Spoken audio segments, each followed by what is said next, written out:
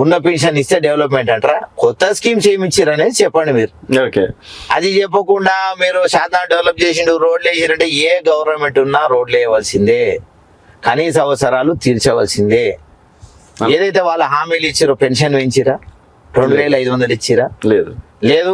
రైతు బంధు ప్రతి 6 నెలలకు ఒకసారి కంపల్సరీగా పడ్డదా? లేదు. రైతు బీమా కరెక్ట్ అమలు అవుతుందా? రైతులకు ఎరువులు దొరుకుతున్నాయా? దీనిపైన మాట్లాడండి. చెటాన్పల్లి రైల్వే బ్రిడ్జ్ ఉంది, చూస్తున్నాం. ఎట్లయినా మా గవర్నమెంట్ వచ్చినాక మేము ఓపెన్ చేయవలసింది. అది ఫిక్స్ అయిందా? ఖచ్చితంగా కేసీఆర్ గారు ముఖ్యమంత్రి అవుతారు. షాద్నగర్ ఎమ్మెల్యేల సర్వేలు ఎవ్వరుంటే వాళ్ళే బీఆర్ఎస్ టికెట్ వస్తాయి. కన్నీరు గారిస్తే రావు అవి. ఇట్లాంటివి చాలా చూసినండి. నా రాజకీయ జీవితం 2006 నుంచి స్టార్ట్ అయినా కానీ ఎప్పటికీ అపోజిషన్ లోనే ఉన్నా. ప్రజలు నాడేందో నాకు తెలుసు. ప్రజలు ఎవరిని గెలిపిస్తారు కూడా ముందు మీరు చూస్తారు. అన్న ఇంకోటి, మీ యుద్ధం అంజయ్ యాదవ్ గారి పైన, వీళ్ళపల్లి శంకర్ గారి పైన, అంటే చాలా వరకు నిన్న మొన్న అంటే మీరు ఎలక్షన్స్ టైంలో విమర్శించిన ప్రజా వ్యతిరేకంగా ఎవరైతే పోతారో వాళ్ళు ఎవరిపైన మనం యుద్ధం చేయొచ్చండి. ప్రజల సమస్యలను పట్టించుకోని పైన ఎవరైతే నిర్లక్ష్యంగా ఉంటారో, ఎవరైతే ఆ పదవిలో ఉండి దానికి న్యాయం చేయలేకపోతారో వాళ్ళందరి పైన పోరాటం ఉంటదండి. ఇప్పుడు నాకు ఒక బాధ్యత ఇచ్చిరండి, నేను పోరాడకుండా నాకు ఎమ్మెల్సీ ఉన్నది, ఇంకో 2 years ఉన్నదండి అని చెప్పి నేను ఇంట్లో వండుకుంటే కాదు కదండి. నన్ను గెలిపించింది బీఆర్ఎస్ పార్టీ, టికెట్ ఇచ్చినందుకు, ప్రజలు గెలిపించినందుకు నేను చేయవలసింది ఏంటంటే ప్రతిపక్షంగా మనము ప్రజలకు కావాల్సిన ఏవైతే వాళ్ళ అవసరాలకు అమలు కాని హామీలు ఇచ్చారో ఆ అమలు కాని హామీలు అమలు అయ్యేటట్టు చూడడానికి, ప్రజా సమస్యల పైన పోరాడడానికి మనం గెలిపించారు. దానిపైన పోరాటం లేనప్పుడు ఏ పార్టీ అయితే ఏందండి, ఏ పార్టీ నుంచి గెలిచినయింది, ఓడినయింది. మీరు షాద్నగర్ ఎమ్మెల్యే శంకర్ ని గెలవనీయను అని చెప్పేసి ఎన్నికల ముందు ఛాలెంజ్ చేశారు, తర్వాత ఇప్పుడు కూడా నెక్స్ట్ గెలవనీయను అని చెప్పేసి ఛాలెంజ్ చేస్తున్నారు. అప్పుడు గెలిచారు. ఇప్పుడు మరి నేను ఆ రోజు కూడా చెప్తున్నాండి, నీ సొంత ఊరిలో నువ్వు ఓటు తెచ్చుకొని చూపెట్టండి అని చెప్పిన. దానికి కట్టుబడి ఉన్నా. దానికి ప్రెస్టేజ్ ఇష్యూ గానే మా పార్టీలో ఇద్దరిని ఇంకొక ఆయనను నిలబెట్టినా గానీ, ఇంకొక ఆయనను మా పార్టీ నుంచి చీల్చి నిలబెట్టినా గానీ, మా క్యాండిడేట్ గెలిచిందంటే ఆ ఊర్లో ఎవరికి సత్తా ఉన్నదో ప్రజలకు అందరికీ తెలుసండి. మండల ప్రజలకు తెలుసు. షాద్నగర్ నియోజకవర్గ ప్రజలు ఇంకో 2 సంవత్సరాల ముందే ఎవరు ఎమ్మెల్యే కావాలనేది నిర్ణయించి పెట్టుకున్నారు. దాని నిర్ణయానికి తగ్గట్టే పనులు ఉంటాయండి. ఎవరో ఏదో అన్నారు, ఎవరో ఏదో చేసిర్రు, నేను ఒక్కటి నా పైన ఇన్ని ఆరోపణలు చేసింది నిరూపించుకోండి. గవర్నమెంట్ మీదే కదా. నేను వద్దానా? నేను ఏదైనా ఎంక్వైరీ చేసుకుంటే వద్దానా? నేను ఎవరన్నా వద్దానా? అసలు ఏదో కేసులు పెట్టి ఏదో పెట్టినా అది అంటే నేనైతే ఒక్కటి చెప్తాండి, కేటీఆర్ గారు చాలా సందర్భాలు అన్నారు, ఎవరైతే ఎక్స్ట్రాలు చేసుకోరో వాళ్ళ పేర్లు రాసి పెట్టుకోవాలి, మన గవర్నమెంట్ వచ్చినాక చూడాలండి. అది దాంట్లో షాద్నగర్ లో పనిచేసిన ప్రతి ఆఫీసర్ ను నేనైతే రాసి పెట్టుకున్నా, ఖచ్చితంగా రాసి పెట్టుకుంటామండి. ఇప్పుడే కాదు, నా పైన అక్రమమైన కేసులు పెట్టిన వాళ్ళను, పెట్టించిన వాళ్ళను కూడా రాసి పెట్టుకొని మేము కూడా పగ అనేది ఉంటది కానీ ఎవరికైనా ఆ పగ అనేది లేకపోతే మన చచ్చిపోతాడు. ఇప్పుడు సిద్ధాపూర్ డంపింగ్ యార్డ్ పడుతుంది. ఆ డంపింగ్ యార్డ్ పడుతున్నది అనేది ప్రజలను నిద్ర లేకుండా రాత్రులు గడుపుతున్నారు. అసలు దానికి ప్రధాన కారణం ఎవరు?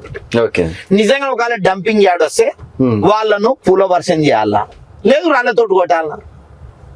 మీరే చెప్పండి. అంటే ఒక ప్రజాప్రతినిధి మనం ఆ విధంగా మాట్లాడడం ఇప్పటి కూడా చెప్తున్నా అండి, సిద్ధాపూర్ డంపింగ్ యార్డ్ కు ఎవరైతే అనుకూలంగా పనిచేస్తారో, ఎవరైతే ఆ ఉద్యమాన్ని, సిద్ధాపూర్ డంపింగ్ యార్డ్ రాకుండా ఉద్యమాన్ని నీరు కార్చడానికి ప్రయత్నం చేస్తారో వాళ్ళని రాళ్లతోటి కొట్టి చంపడం అయితే తప్పేం లేదండి. నేను ఇప్పటి కూడా చెప్తున్నా, కేసులు కూడా అయినాయి కదా. కానీ అండి ప్రజా సమస్యల పోరాడినప్పుడు కామన్ అండి. నేను ఇప్పుడు ఇంత మాట చెప్తున్నాండి, మీరు 50 కోట్ల ముడుపులు తీసుకోకుంటే ఈ రోజు రిజైన్ చేయండి. అంటే నవీన్ రెడ్డి గారు ఇలాంటి మాటలు కాన్ఫిడెన్స్ అనుకోవచ్చు, ఓవర్ కాన్ఫిడెన్స్ అనుకోవచ్చు. ఇలాంటి మాటలు మాట్లాడితే జనాలు మనల్ని చూస్తారు అని చెప్పేసి అనుకోవచ్చు. చెప్తా చూడండి, ప్రజా సమస్యలు మాట్లాడటం పైన ఎవరిపైన కానీ అలాంటి వాళ్ళు అంటనే ఉంటారు. ఏమంటని ఆయనకు పేరు రావాలంటే అని చేస్తుండో, అది రావాలంటే చేసి రావడం. అసలు సిద్ధాపూర్ డంపింగ్ యార్డ్ పేరు రావడానికి నేను తెచ్చుకున్నా, డంపింగ్ యార్డ్ తెచ్చింది ఎవరు? శంకర్ గారే అంటారా, వేరే వాళ్ళు అంటారా? శంకర్ గారు. కాంగ్రెస్ గవర్నమెంట్ అంటారా, వేరే గవర్నమెంట్ అంటారా?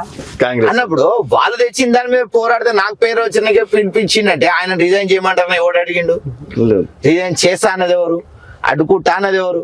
ఆయన అడిగిన దానికి నేను ఖచ్చితంగా నిలదీస్తాం, చొక్కా పట్టుకొని నడి చౌరస్తా నిలబెట్టే బాధ్యత మాది. ఎందుకంటే నువ్వు ఎవరిని మభ్యపెట్టడానికి రాజకీయాలు చేస్తున్నావు చూస్తున్నా, నీ ప్రెస్ మీట్లు చూస్తున్నా, నీ హంభావం చూస్తున్నా, నీకు మద్దతు ఇస్తున్న వాళ్ళకి చూస్తున్నా, అధికారులకు చూస్తున్నా. దానికి పోయే కాలం వచ్చినప్పుడు ఇవన్నీ ఏమి ఉండేయండి, అతి త్వరలో మీరు కూడా చూస్తారు. షాద్నగర్ డంపింగ్ యార్డ్ పైన ఎవరు ఉద్యమిస్తారు కూడా చూస్తారు. ఇప్పటికైనా నేను చెప్తున్నా, చాలా మంది నక్షబాటలు అంటారు, చెరువులు అంటారు, కుంటలు అంటారు, వీటిపైన మాట్లాడేటోళ్ళు ఎందుకు ఈ డంపింగ్ యార్డ్ పైన స్పందిస్తలేరు? నాకేమనిపిస్తుంది అంటే ఒకటి స్టార్ట్ చేసి ఇంకోటి ఎండ్ చేసడం అనిపిస్తుంది తప్పించి వాళ్ళు వసూలు చేసుకుంటున్నారు, వాళ్ళు రియల్ ఎస్టేట్ చేసుకుంటున్నారు. మీరు కళ్ళారా చూసిరు జానంపేట చెరువుల రోజుకు నిమిషానికి ఒక టిప్పర్ పోతే నేను స్పందించిన. కొంతమంది స్పందించారు, అప్పటికే వర్షాకాలం పడి జేసీబీలు టిప్పర్ అంత పోయినాక పోయి మట్టి పని చేయాలి అంటారు. అంటే దాని అర్థం ఏందండి? నిజంగా మట్టి కొట్టినప్పుడు మీ కళ్ళు మూసుకుపోయినాయా?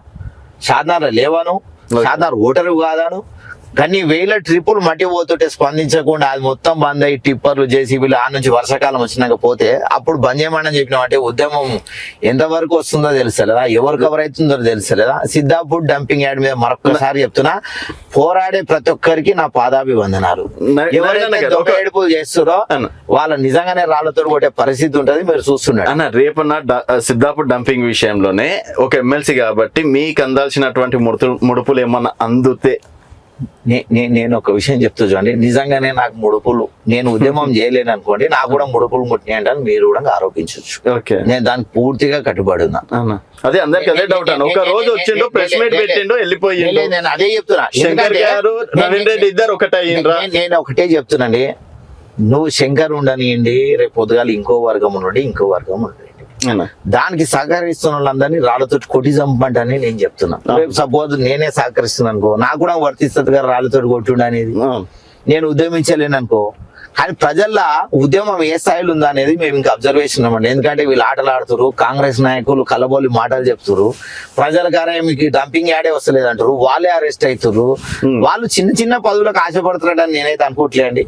అంటే ఉదాహరణకు కాంగ్రెస్ పార్టీ ప్రెసిడెంట్ శేఖర్ రెడ్డి ఉన్నాడండి, ఆయనకు ఒక పౌరుషం ఉంది, ఆయన ఒక మంచి సామాజిక వర్గంలో పౌరుషంతో పుట్టిండు.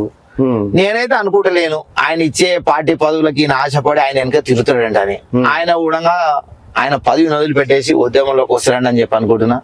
అలాగే ప్రభాకర్ గారు, రంబడి ప్రభాకర్ గారు, ఆయన కూడా ప్రజల మనిషి అంటారు నేనైతే అనుకుంటున్నా. ప్రజల మనిషి, పార్టీ మనిషి అనేది శేఖర్ రెడ్డి గారు కానీ లేదు ప్రభాకర్ గాని ఎవరన్నా ఉండనియండి, కాంగ్రెస్ జెండా పట్టుకున్న ప్రతి ఒక్కరు చెప్తున్నా, పార్టీ పదవుల కంటే మన ప్రాణాలు, మన ప్రజల ఆరోగ్యాలు అనేది చాలా ముఖ్యం. మా పార్టీ నుంచి కూడా మేము స్పందించవలసిన అవసరం ఉంది, మేము స్పందిస్తాం, మేము కూడా తోడ్పడతాం. ఇక్కడ కలుపుకొని వెళ్తారా నవీన్ రెడ్డి గారు అందరినీ, బీఆర్ఎస్ పార్టీ నేతలు? ఇక్కడ చాలా వరకు షాద్నగర్ లో వర్గపోరి నడుస్తుంది, నవీన్ రెడ్డి వర్గం ఒకటి, అంజయ్ యాదవ్ వర్గం ఒకటి అని చెప్పి